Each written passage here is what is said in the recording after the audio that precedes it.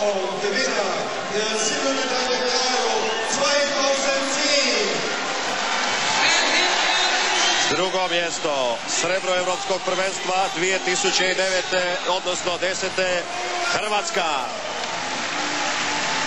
Ivano Balić na čelu naše kolone, a u pozadini ostatak reprezentacije i Lino Červar dolazi ipak iza kapetana Igora Vorija.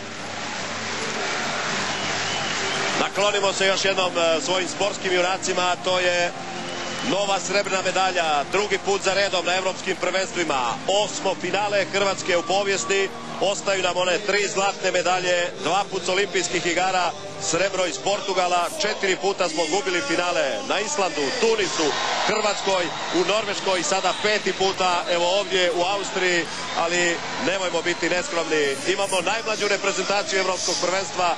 Pred njima je budućnost, za godinu ili 2 dana bit će na razini, ako ne i boljoj nego što je Francuska danas. U svakom slučaju, to je bitan taj kontinuitet. Za zlato vam se mora uvijek sve poklopiti da bude to, ali čim se ti među zadnja 4, to je jedan strahoviti kontinuitet i ovo srebro je preko očekivanja, što je iko očekivao od naših da će nešto se dogoditi. I svaka im čast.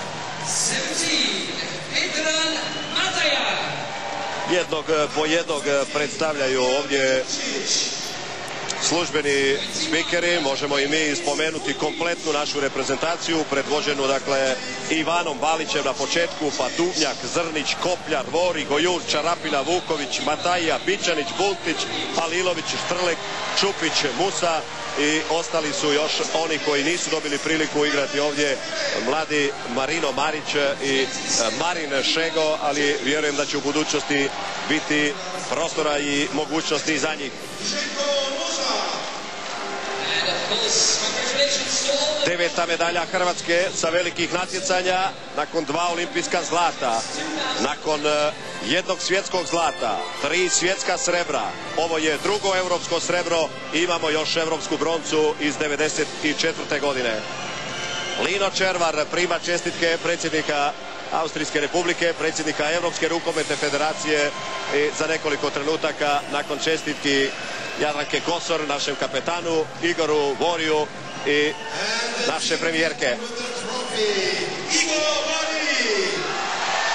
Evo osmijeha na licima, trebalo je naravno malo vremena i da se saberu, da malo uzmu zraka, bit će to lijepa, velika proslava još jednog sjajnog ostvarenja hrvatskog rukometa.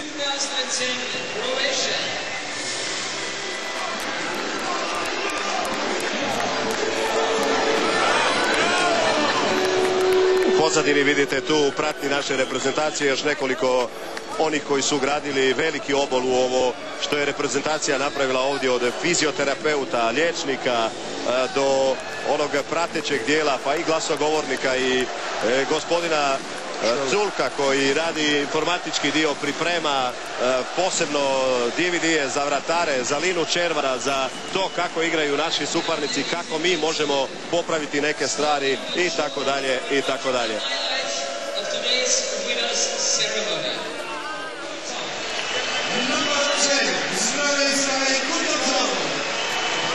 Mislim da nema potrebe pojedinačno vam nabrajati sve njihove igrače jer smo ih imali prilike vidjeti u izravnim prijenosima. U sjajnom izdanju također